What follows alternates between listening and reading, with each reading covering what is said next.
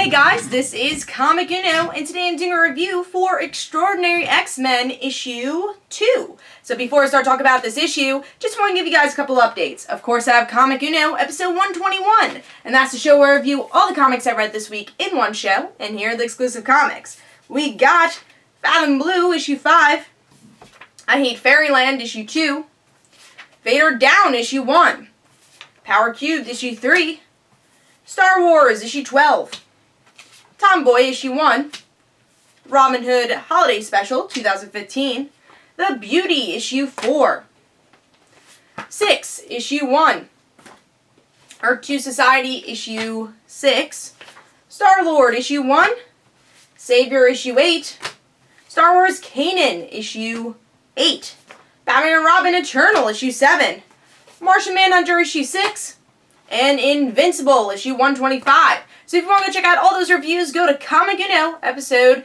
121, and that's annotated. Let's start talking about Extraordinary X-Men issue 2. So issue 1, I thought was a pretty good start. It didn't blow my mind. I do feel that it's a bit unoriginal, this series so far. It seems like stuff we've seen many times, just with a different roster. So I was hoping issue 2 would hopefully give us some more either character moments or just more plot development. So let's see what's going on with issue 2.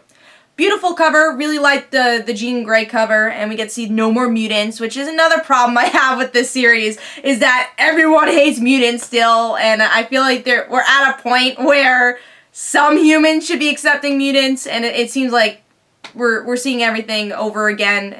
I would like to see a little bit of an original storyline, but that's what we're getting here. But beautiful artwork, really like Ramos on this title, and that's something that really makes me excited about the title is the artwork. Look how beautiful this artwork is, especially when they use their powers, even with magic and her sword. Really just like the details here. So I think it works really well for this book. So really like Ramos's art. Let's see what's going on with the story though.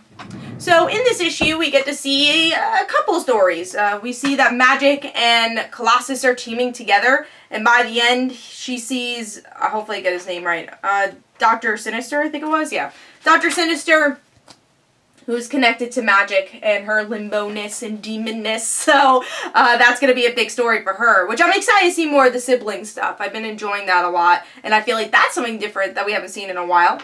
And then we have Storm meeting up with Old Man Logan, and everyone being really confused that Old Man Logan's a thing, and we know that he has seen death in the future, so he's going to try preventing that. Another small thing that happens in the end of this issue is a small thing. It's a big thing, but Magic is knocked down by Dr. Sinister, so now Limbo is being destroyed, and that means the X-Men's camp is being destroyed. So I'm sure that'll be a big battle in either next issue or probably next issue, honestly. And then we have Jean Grey's story where she's trying to be a normal girl, but she realizes everyone hates mutants. I can't be a normal girl with these humans. I gotta leave. And, you know, there's all this bigotry that we get to see throughout the issue, which again, why can't we just have some humans accept mutants? It'd be some different story to see Jean go to college, but she's just gonna go back to the X-Men. I'm just like, what's the point of her going to college if she's just gonna go back to the X-Men 2 issues later? So that happened in the issue. And in the end of the issue, we see Old Man Logan and Jean meet up. So that's going to be interesting, because obviously Logan and Jean Grey have a bit of a past. So when I think of the issue overall, I thought it was okay. Again, it's at the same status as issue 1. There's a lot of stuff going on. It's a bit cluttered. And it's still, honestly, the team getting together. And it's not really a team book at this point yet. Everyone's kind of having their own adventures. And I'll say the adventure I'm most interested in is Magic and Colossus. Because like I said, it feels like that's the story that hasn't been told in a very long time. It feels a little bit different. So I like seeing the sibling story there, and the connection there. The Logan thing, I'm not a big Old Man Logan fan, so I'm not as interested in another time travel story.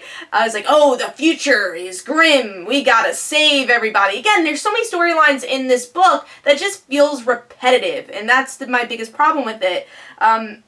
At the same time, like I said with the first issue, the roster is really good, and I like the character interactions for the most part, even if I've seen some of the storylines before. And there's some good humor in this issue too, like in that mutant scene with Jean, where we find out that it wasn't actually a mutant, it's Inhuman, and the Inhuman's scared of Jean because she's a mutant. So I thought that was kind of funny that, and also, like, it also shows, like, what is the difference between Inhuman and mutants? Why is everyone against mutants and not Inhumans? Like, everyone loves Miss Marvel as a superhero. Why doesn't everyone love, you know, Jean Grey as a hero? It's just the politics of Marvel. And I think Extraordinary X-Men could have been a cool series to kind of maybe see a shift in that. But right now we're not. And overall, I think Extraordinary X-Men had some interesting plot points, but still not blowing me away. But I'm going to obviously continue the series to see where it goes. So Extraordinary X-Men issue 2 gets 3.5 stars. I thought it was an okay issue. Hope you guys enjoyed. This is Comic Uno. Don't forget to follow me on Twitter. Don't forget to like my Facebook page. Also, in the description below, there's links from my comic book, Like Father Like Daughter. And don't forget to like the Facebook page of Like Father Like Daughter. I'll see you guys later.